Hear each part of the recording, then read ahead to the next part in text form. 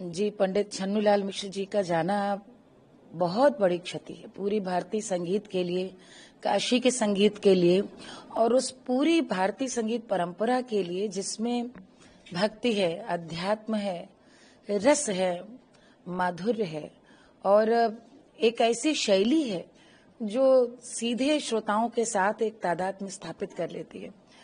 छन्नूलाल जी अद्भुत विलक्षण व्यक्तित्व थे और जैसे विलक्षण थे वैसी उनकी गायकी भी थी। उनकी गायकी में गाते हुए बोलना, बोलते हुए समझाना, वे क्या गा रहे हैं इसके बारे में विस्तार से समझाना, सामने बैठा हुआ श्रोता भी अपने आप उनसे तुरंत जुड़ जाता था। ये उनके अंदर इतनी बड़ी खासियत थी। और आप लोगों में से बहुत लोगों ने तो सिर्फ उनको मंच पे सुना होगा या रोज यूट्यूब पे और वैसे सुनते होंगे। जो भी छन्नूलाल जी से व्यक्तिगत मिला है या उनके घर पर उनके पास जाकर के मिल पाया है तो उससे ये बहुत अच्छे से पता है कि छन्नूलाल जी जैसे उनकी गायकी बहुत सहजता से तैरती थी वैसे ही सहज व्यक्तित्व थे। बहुत छोटी सी एक कमरे की कुटिया में रहते थे, वहीं सोते थे, वहीं पे रियाज करते थे, वहीं से तैयार होके कुर्ता मंच पे चले जाते थे। मैं जब वहीं पर उनसे मिलने के लिए गई तो मैं एक बार कार्यक्रम के बाद गई, उन्होंने बुलाया था और वहीं तुरंत उन्होंने भगवान जी का टीका ले लिया, मुझे लगाया और वहीं बैठकर गाने लगे। तो मैंने कहा, वो जो शिष्य था उसको लगा कि मैं कुछ कहूं, उसके पहले बताने लगा कि छन्नूलाल जी का देखिए घर है यहाँ पे लेकिन वो बन गया, जाते नहीं है, वो यहीं रहते हैं। तो हमसे बोले, बिटिया ये लोग नहीं समझेंगे, मुझे यहीं पे चैन मिलता है, यहीं नींद आती है, मुझे मेरे राम यहीं पर हैं और मैं गाऊंगा किसकी ताकत से, राम यहीं रहते हैं मेरे। और तब मैंने ऊपर देखा तो चारों ओर प्रभु राम की, देवी की और महादेव की मूर्तियां थी और समझिए बमुश्किलात एक 6 फीट की जगह जिसमें व्यक्ति सो सके।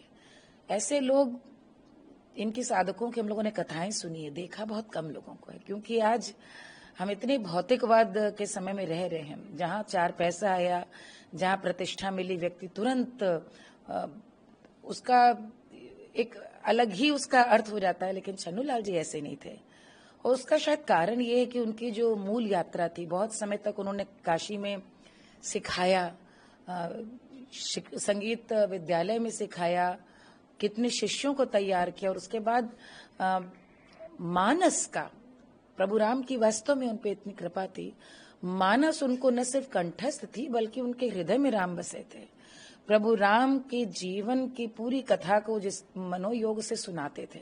और मेरा तो इतना बड़ा भाग्य उनके संग रहा कि आप सोचिए, मेरी बेटी के विवाह में मेरे एक अनुरोध पे न सिर्फ वे आए, लेकिन जिस समय बेटी का परिणय हो रहा था, हमने हाथ जोड़कर उनसे कहा कि पंडित जी माता जानकी और प्रभु राम के परिणय की चौपाई सुना दें। और बस वो तुरंत हंस के बोले, अच्छा माइक लाओ। और जो सहजता थी कि हजारों लोग के पंडाल में जहां बैठे थे, न मंच न कुछ, कहते न संत जहां बैठ जाए वही सभा है, और उन्होंने माइक लिया और वहीं से बच्चों को आशीर्वाद दे करके गाया। मैं कभी वो क्षण भूल नहीं सकती। ज्ञान का समुद्र, यथा ज्ञान, और जो भारतीय परंपरा में श्रुति परंपरा, स्मृति परंपरा से उनको इतने लोक भजन कंठस्थ थे।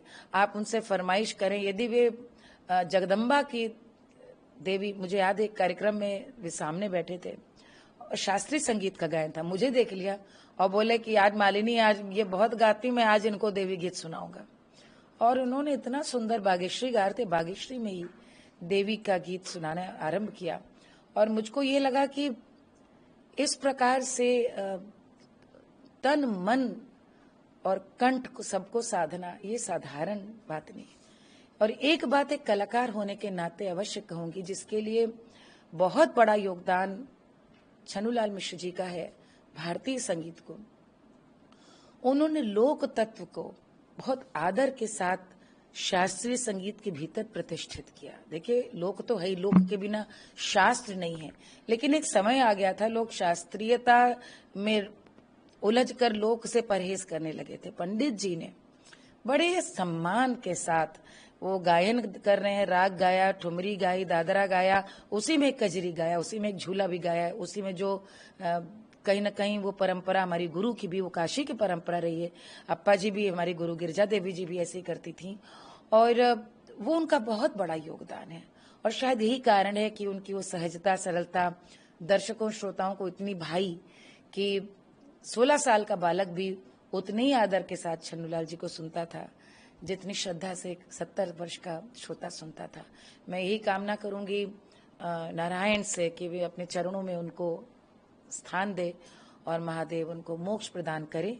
लेकिन गायकों को, यही तो एक कलाकारों को वरदान है कि उनका गायन, उनकी कीर्ति सदा के लिए अक्षुण्ण रहेगी। नमन करते।